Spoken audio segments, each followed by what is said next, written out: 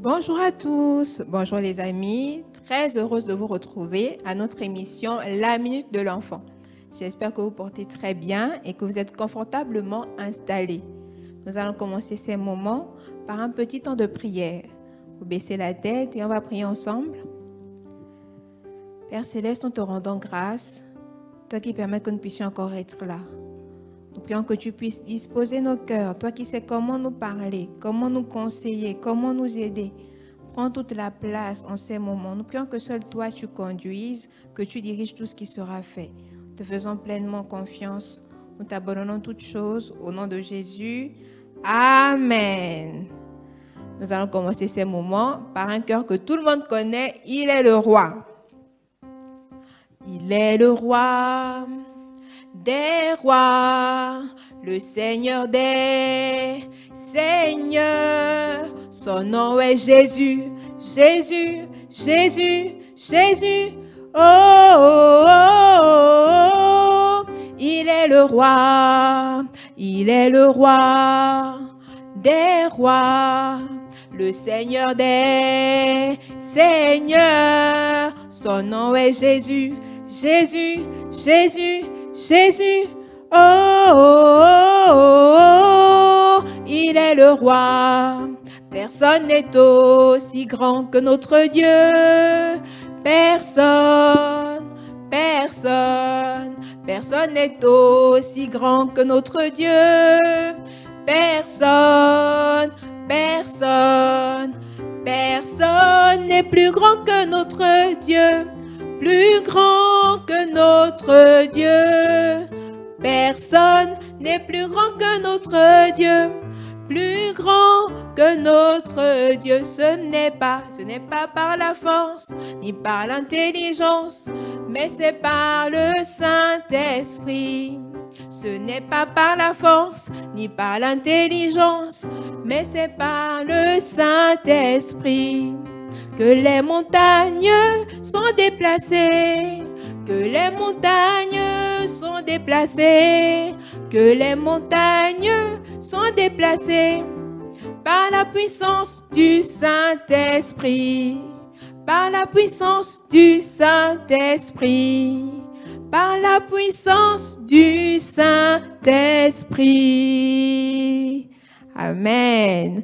Ce chant dit quelque chose de très vrai. Ce n'est pas par la force, ni par l'intelligence, mais c'est par la puissance du Saint-Esprit que toutes les montagnes, tous les petits problèmes, tous problèmes qui nous embêtent sont déplacés. Et c'est une phrase très importante pour notre leçon d'aujourd'hui.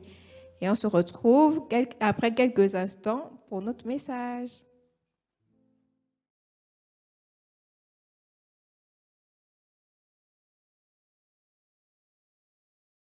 Et on se retrouve maintenant pour notre message d'aujourd'hui. Le thème, c'est Daniel face à l'influence. La dernière fois, nous avons parlé de l'influence. On a pris l'exemple de Samuel, que Samuel n'a pas suivi Ophni et Phiné, les enfants d'Élie, mais il s'est gardé, il ne les a pas suivis. Et aujourd'hui, ça tombe bien dans la Bible, il y a plusieurs exemples à propos de l'influence. Pour ceux qui ont oublié, on disait que l'influence, c'est quelqu'un ou quelque chose, même les situations, qui peuvent nous pousser à une action. Une bonne action comme une mauvaise action, à faire de bonnes choses comme de mauvaises choses.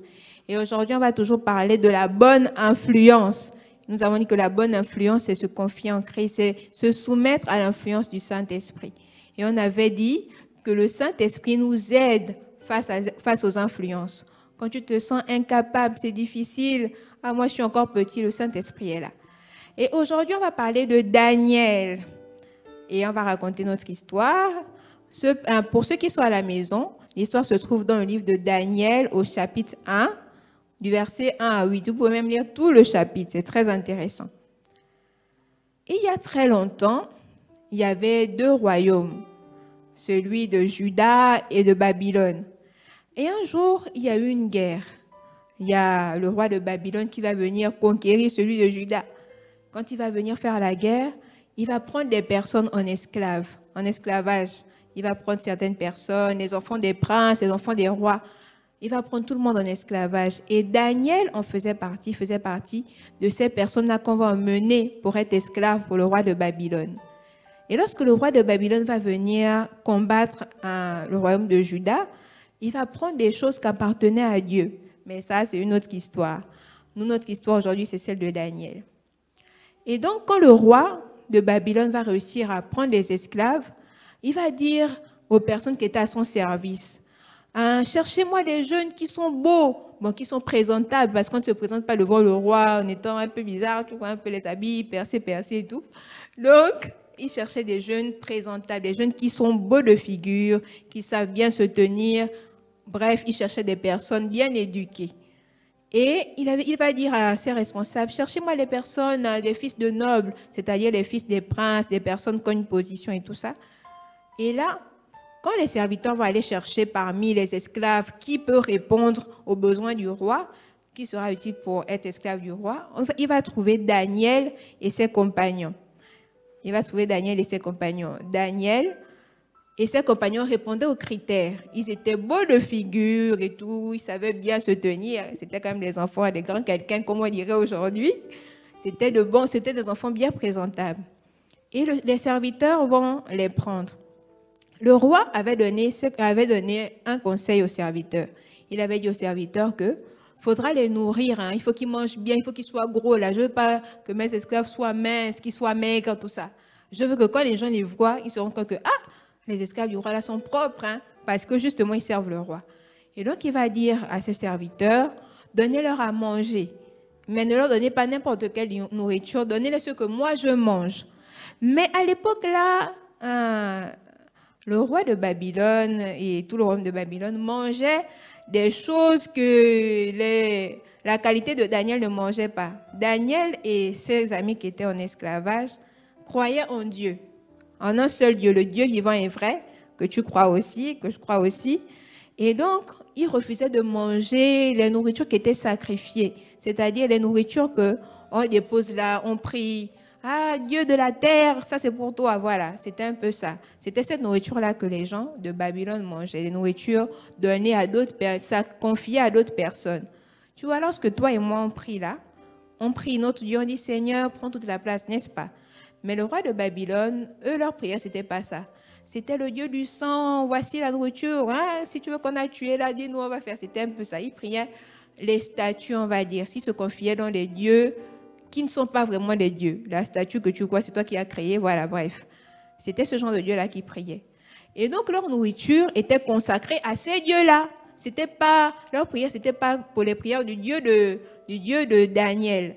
Donc, Daniel, quand il va entendre que le serviteur va leur dire, le roi a dit de manger la nourriture là, Daniel et ses compagnons vont dire, ça là, ça va être compliqué parce que nous, on est consacrés à Dieu, c'est-à-dire, on croit, on est Dieu, on croit au Dieu seul, le Dieu véritable et vrai, et il ne nous permet pas de manger ce genre de nourriture-là parce que ce sont des nourritures pour nous qui ne sont pas consacrées à Dieu. Ça sera vraiment l'objet d'une autre leçon parce qu'il ne faut pas que tu t'embrouilles. Aujourd'hui, on parle de Daniel. On va se concentrer là-dessus. Et donc, Daniel va dire non. À ce moment-là, Daniel était face à une grande influence, c'est-à-dire l'influence du roi. Le roi, c'est quelqu'un de grand. C'est un peu comme si le président vient et il décrète, vous tous là, hein, vous mangez le poulet que moi j'ai choisi. Vous mangez le poulet que moi j'ai choisi. Et parmi nous, il y a des gens qui n'aiment pas le poulet. Bon, c'est un drôle d'exemple, mais il impose. Et comme c'est le président, toi, tu as peur de dire que, ça, moi, en fait, Daniel avait un choix là. Soit il disait oui, soit il disait non. S'il disait oui, je mange ça, ça faisait comme si il ne respectait pas Dieu. Ça fait comme si il n'était pas sous l'influence de Dieu, comme si il désobéissait à Dieu. Donc il avait deux choix, soit il disait oui, soit il disait non. Et s'il disait non, il respectait, ça montrait à quel point il honorait Dieu, ça montrait à quel point il le respectait. Et là, il va choisir de ne pas les suivre. Au verset 8, Daniel chapitre 1, verset 8, il nous est dit qu'il va refuser de se souiller. Il va refuser de devenir impur. Pour lui, c'était sale de manger ce genre de choses. Bon, c'était son avis à lui. Et c'était ce qu'on lui avait dit depuis longtemps. Et dans la parole de Dieu, on ressort plein de choses. Tu ne feras pas, tu feras ça. Bref, c'était ça son choix. Et au verset 8, on nous dit qu'il va décider de ne pas manger ça, de ne pas se souiller. Il avait décidé, c'est quand même grave. Là, il désobéissait carrément au roi de Babylone. En un temps, 3 mouvements, là, le roi décidait de le tuer, mais il avait décidé non, je ne fais pas ça. Parce que je crois en un autre Dieu que le vôtre. Je crois en Dieu, au Dieu véritable. Donc, si je fais ça, ça fait comme si je n'obéissais pas à Dieu. Et pour amener un peu à ce qu'on vit tous les jours, là, Daniel devait choisir de dire non. Et des fois, on est confronté à ce genre d'événements. Des fois, on a des situations où c'est difficile pour nous de dire non. Parce que c'est peut-être quelqu'un de grand qui nous demande de faire quelque chose. Là, attention. Ce que le roi voulait faire à Daniel, c'était quelque chose de mauvais. Et je crois que vous savez ce qui est déjà bon, ce qui est mauvais, n'est-ce pas? Et donc, c'était important à ce moment-là, Daniel, de respecter la volonté de Dieu. Toi, sûrement à l'école, ou bien quand l'école va reprendre, ou bien même à la maison, les voisins du quartier et autres, on a toujours des influences, comme on avait dit la dernière fois.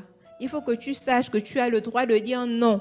Tu as le droit de dire non quand tu sais que la chose n'est pas bien. Tu as le droit de dire non. Tu n'es pas obligé de te soumettre. Tu n'es pas obligé de dire « Ah, je vais faire, oh, sinon ils vont se moquer de moi, oh. Ah, sinon ils vont me laisser, je vais me retrouver seul. » Non. Tu es capable de dire non. Tu es capable de le faire parce que Dieu est pour toi. Même lorsque tu diras non, fais confiance à Dieu. On avait dit la dernière fois que si c'est compliqué pour nous, la Bible dit que le Saint-Esprit nous aide dans nos faiblesses. Le Saint-Esprit, on avait dit que c'est ce meilleur ami-là qui est avec nous, à qui on peut tout dire. Et il est toujours là pour nous conseiller. Alors si même là tu te dis, ah, ce sera difficile pour moi de dire non, hein. J'ai l'habitude de les suivre tout le temps. Ce sera difficile pour moi. Le Saint-Esprit est là pour t'aider. Et si tu as déjà dit oui à quelque chose de mauvais, si tu es déjà rentré dans quelque chose de mauvais, à suivre les amis, à faire des choses qui ne sont pas bonnes, et au fond de toi, tu te dis, ah, c'est trop tard pour moi, ou de toute façon, c'est trop tard, j'ai déjà commencé, c'est trop tard, je ne peux pas repartir en arrière. Si tu es capable de repartir en arrière, c'est un mensonge de croire que ce n'est pas possible. Avec Dieu, ce qui est magnifique avec lui, c'est qu'à tout moment, il peut prendre la gomme, il efface. Et quand il efface, là, ce n'est pas du style qu'après, il va prendre le crayon pour repasser sur les écritures. Parce que des fois, quand on gomme, il y a les écritures qui restent. Donc, on peut repasser dessus. Non. Avec lui, quand il prend la gomme, il efface définitivement. Sa gomme, c'est le blanco. Un blanco puissant qu'on ne peut pas encore reprendre, utiliser. Lui, ce n'est pas du tout ça son truc. Donc, si tu es déjà avancé dans quelque chose de mauvais et tu te dis, c'est compliqué, je ne peux pas repartir en arrière. Si, c'est possible de repartir en arrière. Et donc, j'aimerais prier pour toi. Toi qui te dis, ah, c'est compliqué, j'ai déjà suivi mes amis depuis tellement longtemps que ça me fera bizarre de leur dire, là, je ne veux plus vous suivre. C'est possible. Et je vais te donner une astuce avant qu'on ne prie. Moi, lorsque j'étais jeune, bon, je suis toujours jeune, hein? Je ne suis pas vieille, il n'y a pas les rides. Hein? Lorsque j'étais au lycée, c'était difficile pour moi de dire tout le temps non aux autres parce que moi, je voulais tout le temps me faire des amis. Mais j'avais une phrase dans ma tête. Je me suis dit que de la même manière que quand je fais mes études, je veux que maman et papa soient contents quand j'ai la moyenne. Je veux aussi que Dieu soit content lorsqu'il me regarde. En fait, dans ma tête, je m'étais mis Dieu, c'est mon papa qui est au ciel là-bas. Donc, de la même manière que quand mes parents sont contents, quand je fais quelque chose de bien, je veux aussi que lui soit content. Et ça peut t'aider du style que lorsque tu veux suivre les autres, souviens-toi qu'il y a un papa qui te regarde tout le temps. Et c'est vrai qu'il ne te juge pas, mais c'est quand même tellement agréable de faire plaisir à quelqu'un. Donc, quand tu sens que tu veux faire quelque chose de mal, souviens-toi que, ah non, je ne veux pas que mon papa Dieu soit triste. Parce qu'il a donné quelque chose de très important pour toi. Il a donné son Fils unique à la croix pour que tu sois sauvé, pour que tu sois totalement libre. Alors, c'est vraiment un privilège de garder ça dans sa tête. Ah, non, Dieu, mon papa en haut là-bas, il me regarde. Et on m'a dit qu'il me regarde tout le temps. Il n'est pas comme mon papa à qui je peux tout cacher. Donc, si lui me voit tout le temps, non, je préfère quand même ne pas faire des choses bizarres. Je préfère faire de bonnes actions. Et si pour toi c'est encore compliqué, eh ben, va, tu pries. C'est gratuit, ça ne coûte pas quelque chose. Tu pries, tu dis juste, Seigneur, aide-moi, j'ai besoin de ton aide. C'est difficile pour moi d'arrêter de faire des mauvaises choses, d'arrêter de suivre les autres. C'est difficile pour moi de dire non devant quelque chose de mauvais. C'est difficile pour moi.